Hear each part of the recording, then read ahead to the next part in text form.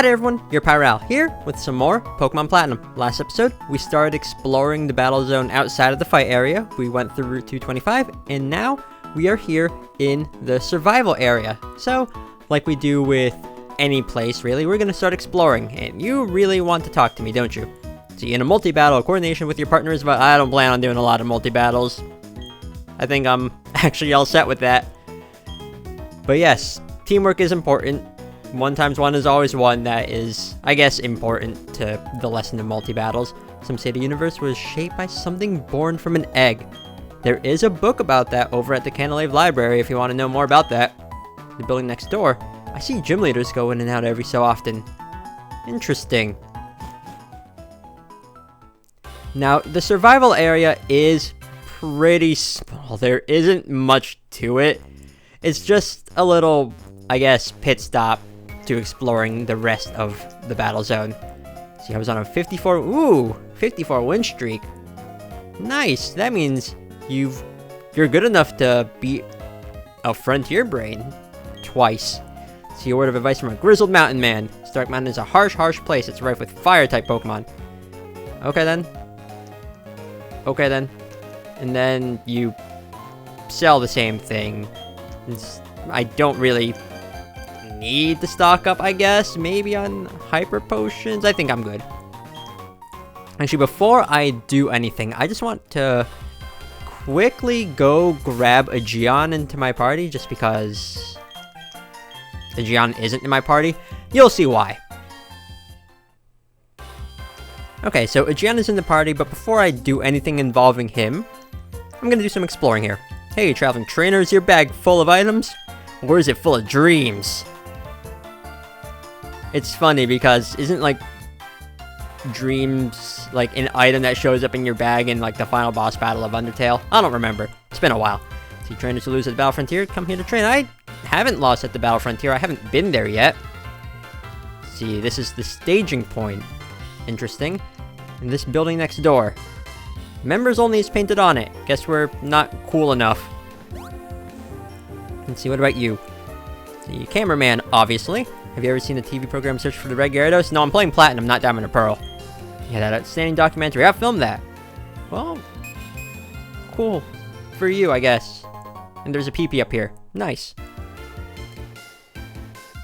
And I think this is like the only other house here. Well, there is another house in the survival area, but it requires a bit of HM usage. There's a move that doubles in power if the Pokemon is poisoned, paralyzed, or burned. I think sleep also counts if you end up getting it through sleep talk. Got the technical machine for it right here. Hey, TM42 Facade. Just like he said, it doubles in power if your Pokemon is inflicted with a status condition, and I think sleep also counts for that. But in a pinch, it could be really, really handy. Does your computer say anything? No? Okay then. Cool. And you're the last person here. I'm taking the Frontier Challenge to score some commemorative prints. Okay, well, I'll be taking the Frontier Challenge eventually. Anyways, there's one more place here in the survival area that I want to explore. In order to get to it, just need to go here through Route 226 and go up this set of rock climbing stones or whatever. And it takes you over up here. Okay, there's an item here. A red shard, which is actually pretty useful for this house in particular. Because this house is home to the last move tutor of the game. If you share shards with me, I can teach some moves. This is why I wanted a Gion in the party. There is a move that I want on a Gion in particular that he can learn through here. And that is Earth Power. A really, really good ground type move for a Gion.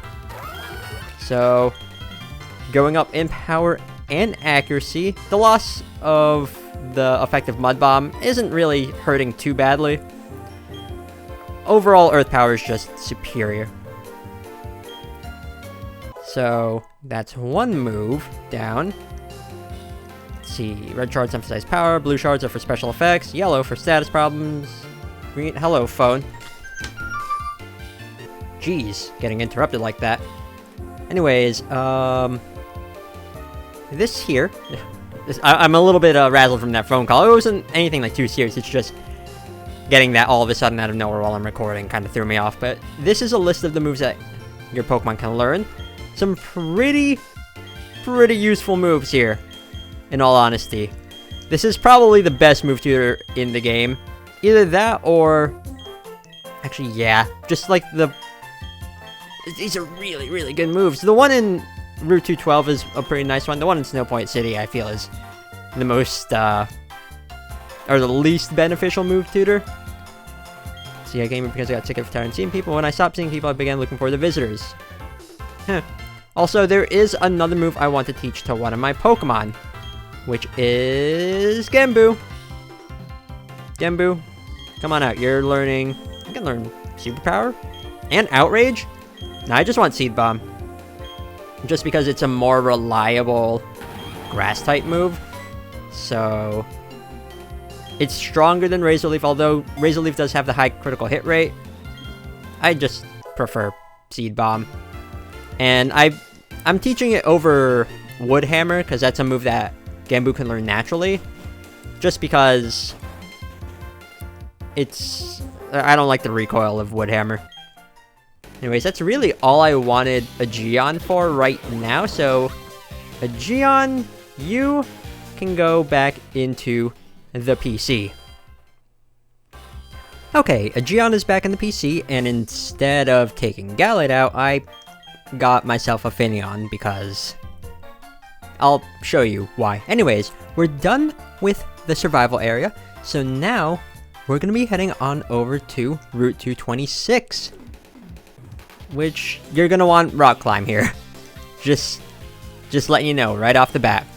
So, Route 226, when it comes to wild Pokemon, there's really only one that we can find in the grass, which is only available through swarms, and that Pokemon is Krabby. Krabby is a physical water type, and its signature move, Crab Hammer, although I don't think it's signature move anymore. It changed from being a special attack to a physical attack to reflect that. Krabby got a lot more useful once the switch over to the physical special split happened, because in previous generations it just was lackluster. I mean, it's still not that good compared to the plethora of water types that are out there, but if you want to use it, go for it. You can teach her like Swords Dance or something, I guess. Do I? Nah. But yeah, that's pretty much it for the wild Pokemon here. Again, Krabby can only be found in the swarm. There are other wild Pokemon that you can find, but there we would need to progress further in the route where there's water. So I'm not going to talk about them until we get closer to that. Ooh, that's going to hurt. Burn?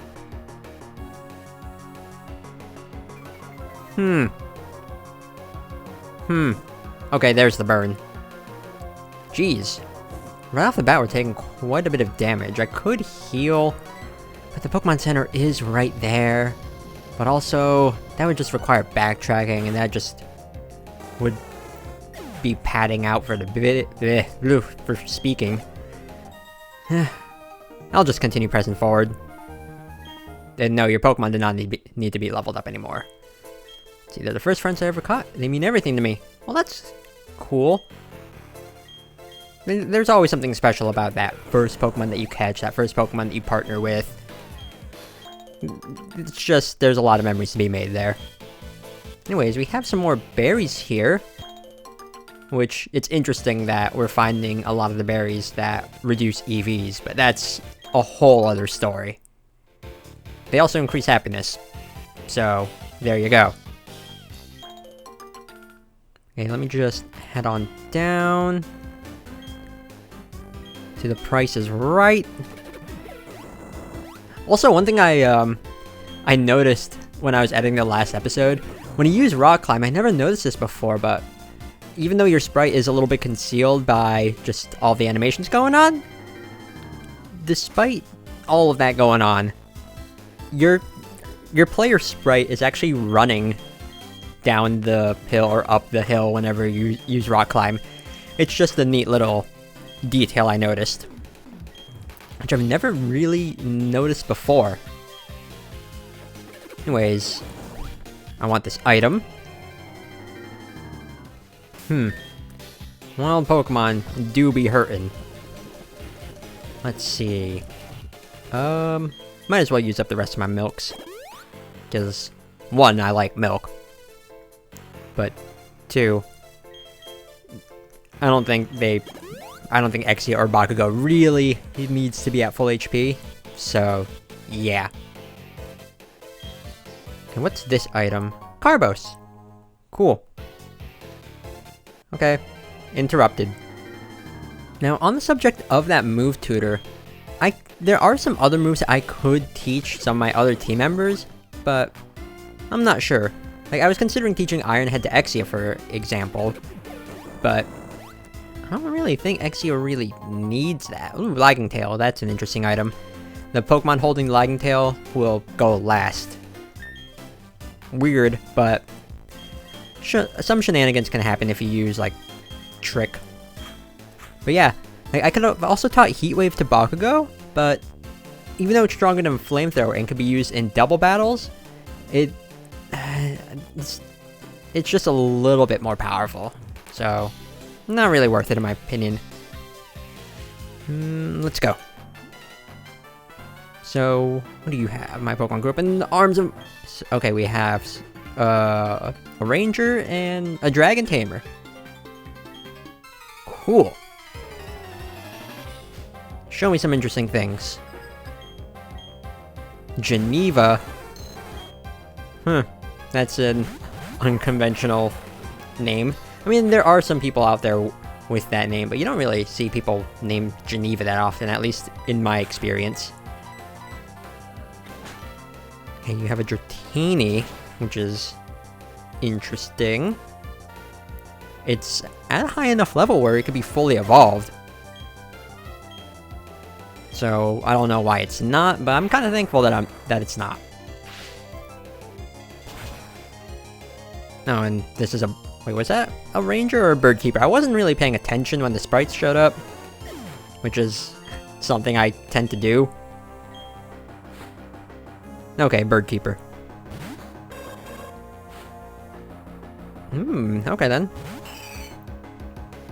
Well, these are 2 Pokemon that both Exia and Bakugo could take care of fairly easily, which is good.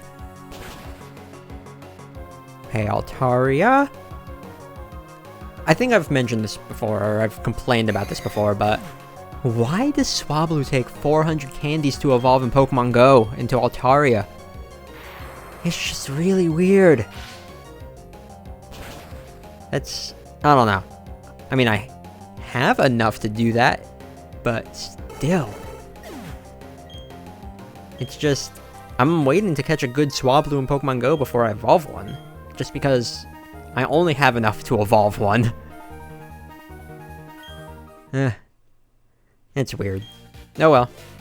See, there's this certain image that goes with a Dragon Tamer, but me, I'd much sooner take it easy, take it slow, and take it my own way. Yeah, just do things however you want. That's always a good way of looking at it. Okay, there's this item. Is there an item over here? Yes. Okay. Energy Ball. That's an interesting one. It's a special Grass-type move. Pretty decent.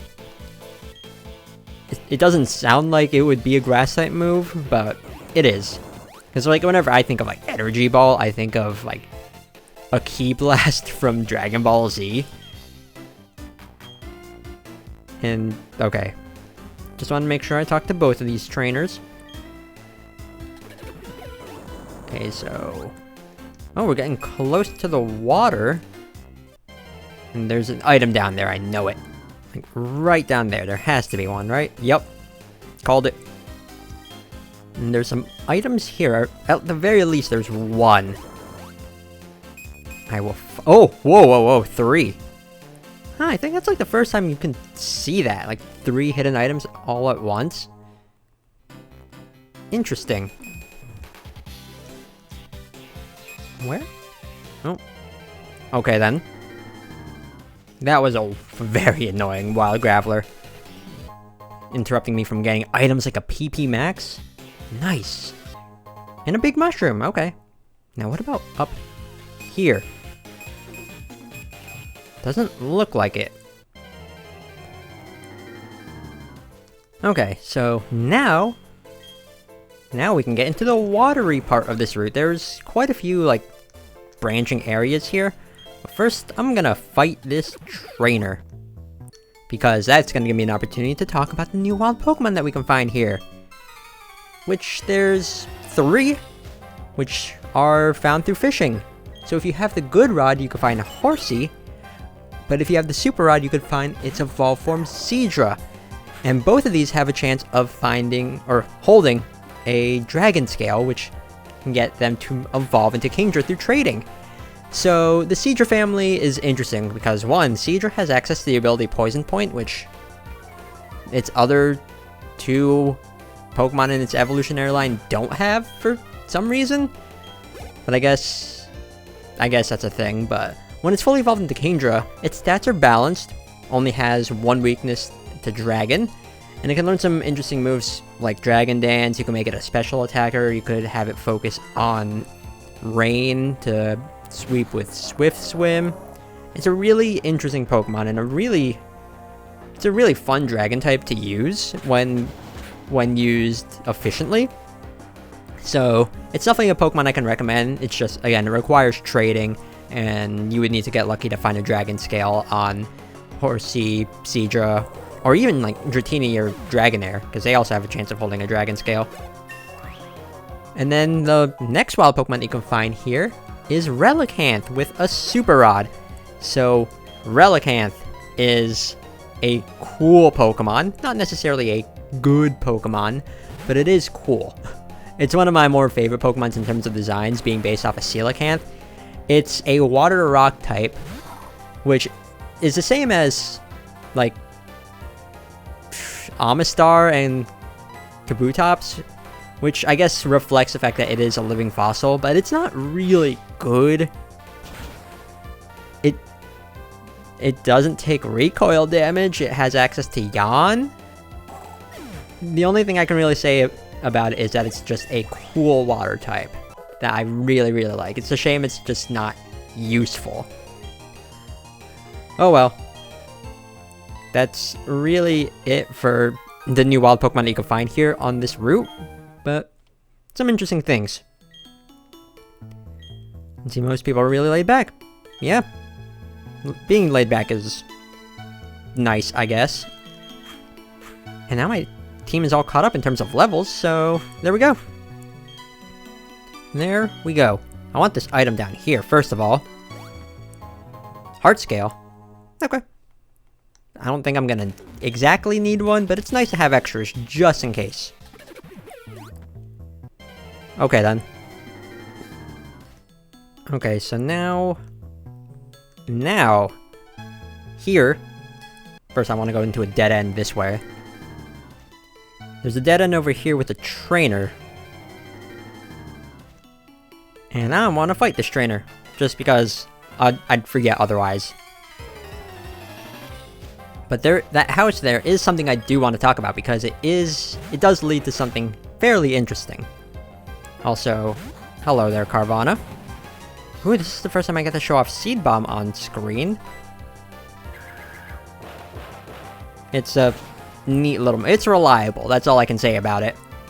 If I really wanted the extra power, again, I could have gone with Wood Hammer, but the recoil is just a turn off for me. Plus, Seed Bomb doesn't make contact with Carvana, so I don't need to worry about that. Okay, let me guess, you're gonna have a Sharpedo next? You probably are. Well, you know what, I'm gonna actually, if it is, yeah. I'm gonna actually have Exia take care of this. Just because Exia can. And I just want to have Exia gain some more experience. Let's see, close combat. Good, you're not faster. That was a small worry that I had, but yeah.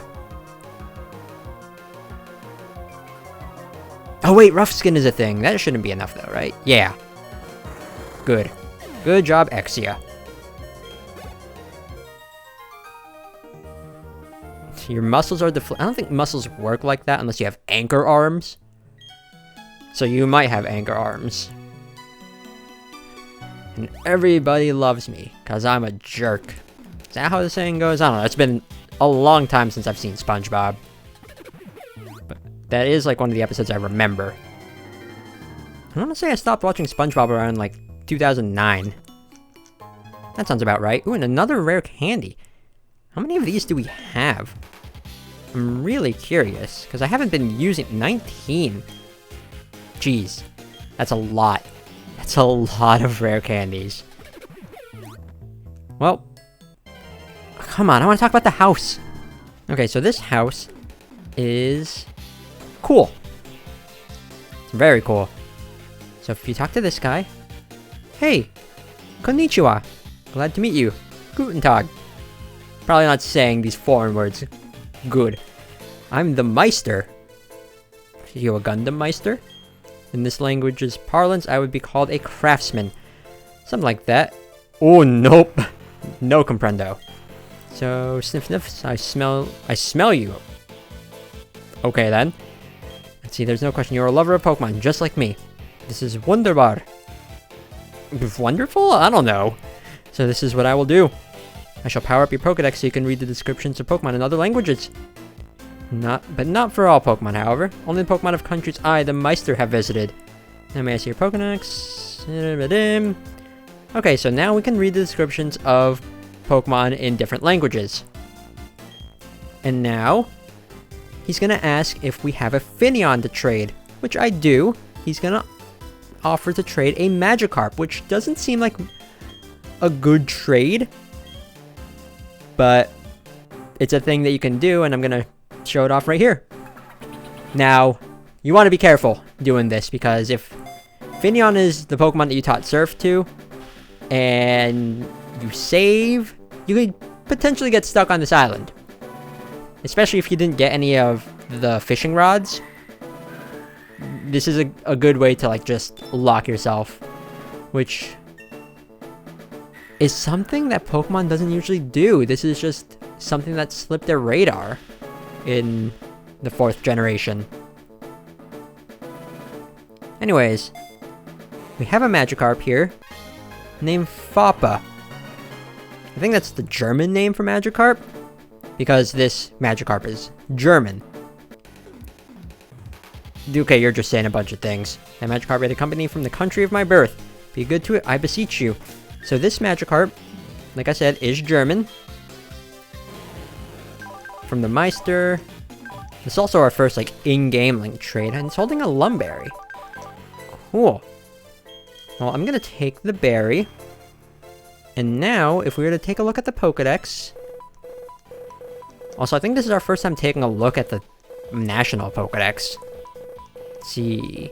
Magikarp is, like, all the way down here. At the bottom screen, we can see that there is an option to view its German Pokedex entry, which is really cool. Now, this was available in Diamond and Pearl, but this can only be seen through a select number of Pokemon. You can only see... Let's see, this scribbled here. The world-traveling Meister has visited over 150 countries, but the world remains as big as ever. In Diamond and Pearl, this piece of paper would have a list of the Meister's favorite Pokemon, which were the only Pokemon in Diamond and Pearl that had foreign dex entries. But here, I believe every Pokemon in the game does have foreign dex entries that just pulls from Diamond and Pearl's Pokedex. In the different languages, there's English, German, French, Spanish, I think Italian, and Japanese. And that's really it. See, because there are Pokemon, I can make friends anywhere in the world. It so inspires me knowing that. It's so wonderful in a wonderful way. You know what? That's something I can agree with. Pokemon has given me the opportunity to meet a bunch of people that I wouldn't have met otherwise. So that's something I can relate to with the Meister. And here, we're pretty much at the end of the route. So there's a junction here. We can either go up to Route 227 or over to Route 228. Route 227 will take us over eventually to Stark Mountain. Route 228 will take us to the rest of the battle zone. So where you go from here is up to you. Or if you arrive from Route 228, then you could just go straight to the battle, or to Stark Mountain, or go to the survival area. Again, it's not linear where you go in the battle zone. You can go whichever way you want. It's just I usually go from the fight area straight to the survival area first, but you can go the other way around. Anyways, I'm not gonna tell you which path I'm gonna be taking until the next episode. So, with that out of the way, thank you all so much for watching, and next time on Pokemon Platinum, we're gonna press forward in whichever way I feel like it. Thank you all so much for watching, and see y'all next time for some more Pokemon Platinum. Also, off screen, I'm just gonna do some rearranging with my team. So, yeah, because I don't need Fappa here. I only brought Finneon for that one trade. I'm not gonna take Fappa with me through the whole place. Anyways, that's it. I'm ending it off. So, later.